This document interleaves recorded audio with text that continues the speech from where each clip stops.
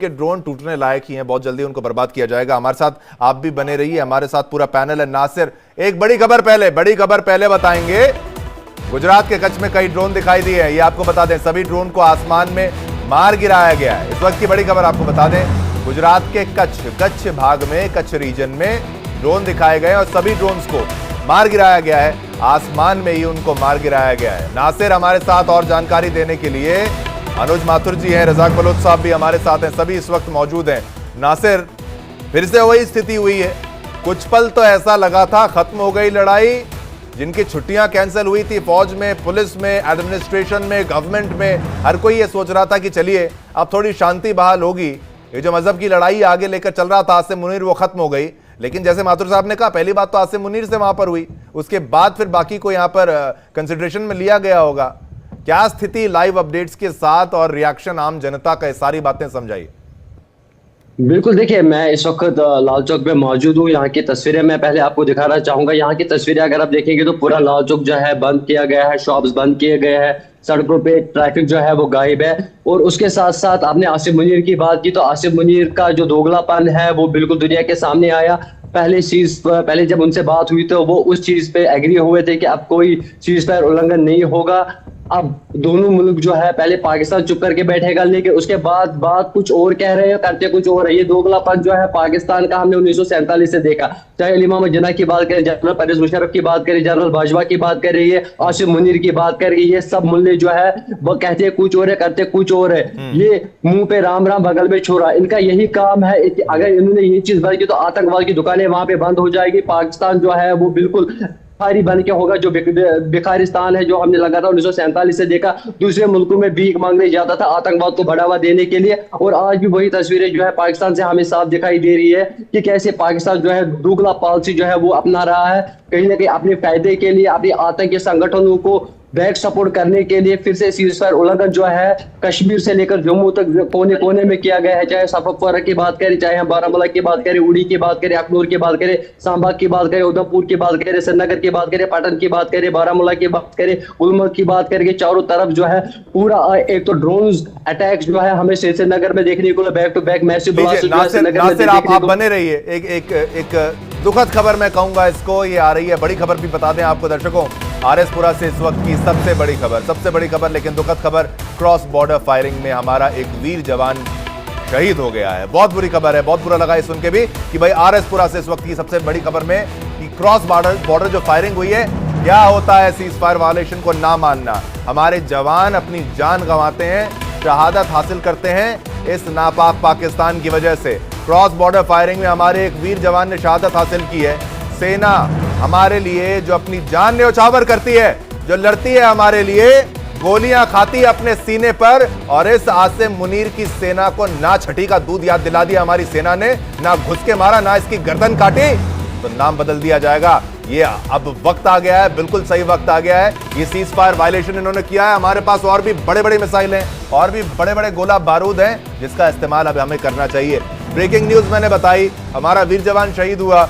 लेकिन चलिए अपने गेस्ट के पास भी चलते हैं, मेहमानों के पास भी चलते हैं। ये खबर भी लगातार दिखाते रहेंगे।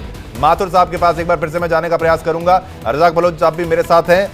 ये जो डर था वही हुआ। क्रॉस बॉर्डर फायरिंग केवल दिखावे की नहीं है, ये मारने के लिए किया जा रहा है। सिविलियन पॉपुलेशन को भी नुकसान पहुंचाया जाएगा। हमारी आर्मी के जवान भी यहां पर शहीद होंगे।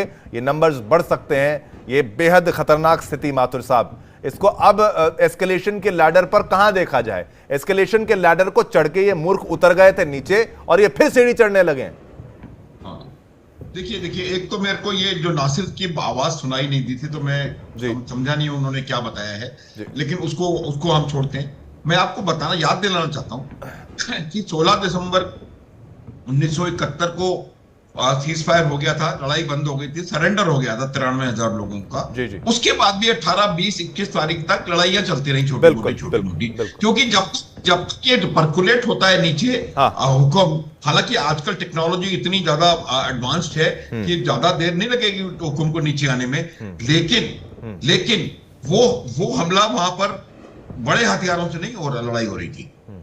अब अगर आप ये फिर 300, 400, 200 ड्रोन आप फायर कर दोगे, वो 200 ड्रोन गलती नहीं हो सकता है, गलती नहीं हो सकती। ये तो पूरी तरह से डिसाइडेड है।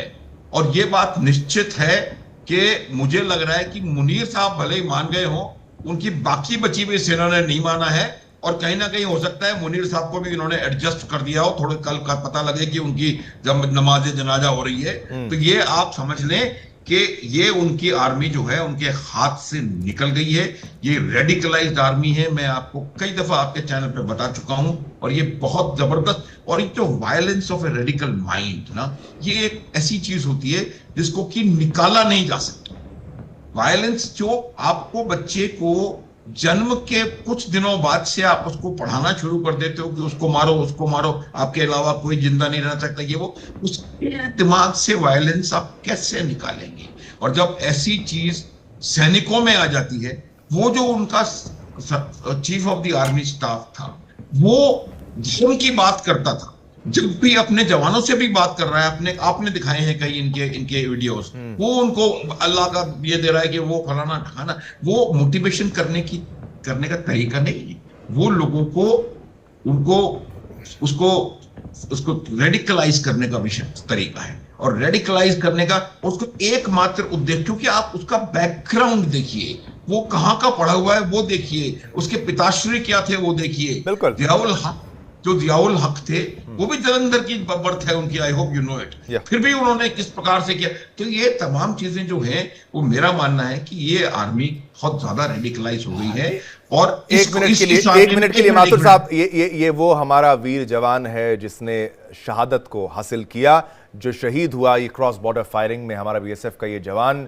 और ये पाकिस्तान, ये नापाक पाकिस्तान और हर एक जवान की शहादत का वो बदला लिया जाएगा। तुमने हमारे एक जवान को शहीद किया, हम तुम्हारे 100 ना मारे तो फिर देखना, हम पाकिस्तान तुम्हें जवाब देंगे। लेकिन आज इन वीर बहादुर जवानों में से एक हमारे वीर भाई को सलाम करते हैं हम, इंडिया डेली सलाम करता है कि आप हमारे लिए लड़ रहे हैं, आप हम सभी को सुरक्षित रखने के लिए अपना सर्वोच्च बलिदान दे रहे हैं, आप हमारे लिए इस युद्ध में फ्रंट लाइन पर खड़े हैं और आपकी शहादत को हमेशा याद रखा जाएगा, कभी नहीं भुलाया जाएगा। और इसका बदला, वादा करते हैं इसका बदला लिया जाएगा। हमारी फौज उतनी काबिल है, हमारी बीएसएफ उतनी काबिल है, लगातार हम भी ताबड़तोड़ वहां पर हमले कर रहे हैं और उनके तो कितने ही मार दिए गए होंगे, लेकिन वहां का झूठा मीडिया ये बात सामने रखेगा भी नहीं, क्योंकि हम एक रिस्पॉन्सिबल मीडिया है, अपनी बात को सामने रखते हैं। जाएंगे अपने डिबेट पर वापस, हमारे साथ और भी मेहमान हैं। मेजर साहब, एक क्विक कमेंट इस शहादत पर, और फिर रज़ाक बलोच साहब आप पर आता हूं, एक शॉर्ट कमेंट में। सर बोलिए, आपका ऑडियो गया, आप बोलिए जी, बोलिए सर। मैं यूं कह रहा हूं, पहले तो मैं इस वीर जवान को सलाम करता हूं, इसने सर्वोच्च बलिदान दिया है हमारे राष्ट्र के लिए। लेकिन मैं अब जो कह रहा हूं उसको ध्यान से सुनो। इसने बलिदान दिया देश के लिए लड़ते हुए, लेकिन वो बलिदान, इसका बलिदान नहीं मान करके मैं ये कह रहा हूं कि ये इस सीज फायर की बलि चढ़ा है। ये आपने उसको कह दिया कि लड़ाई नहीं होगी, वरना ये हमारे जवान इतनी अच्छी इनकी ट्रेनिंग है कि इनको इतनी आसानी से पाकिस्तान आर्मी के चूहे मार नहीं सकते। इसको धोखा दिया गया है जवान को, धोखे के कारण ये मरा है, वरना इतना अच्छा ट्रेंड जवान है ये कि पाकिस्तान की गोली से मरने का सवाल पैदा नहीं होता इसका। जब जाएगा तो 10 को साथ में लेके जाएगा। इसको हमने मारा है, मैंने और आपने मारा है इसको। क्या बात कर रहे हैं हम लोग? उसको कह दिया कि अब लड़ाई नहीं होगी, फायर नहीं आएगा। अगर उसको पता होता कि मैं लड़ाई के अंदर हूं तो वो तैयार होता और 10 को गिराता और फिर भी जिंदा रहता। ये बात समझने की है हमारे और आपको।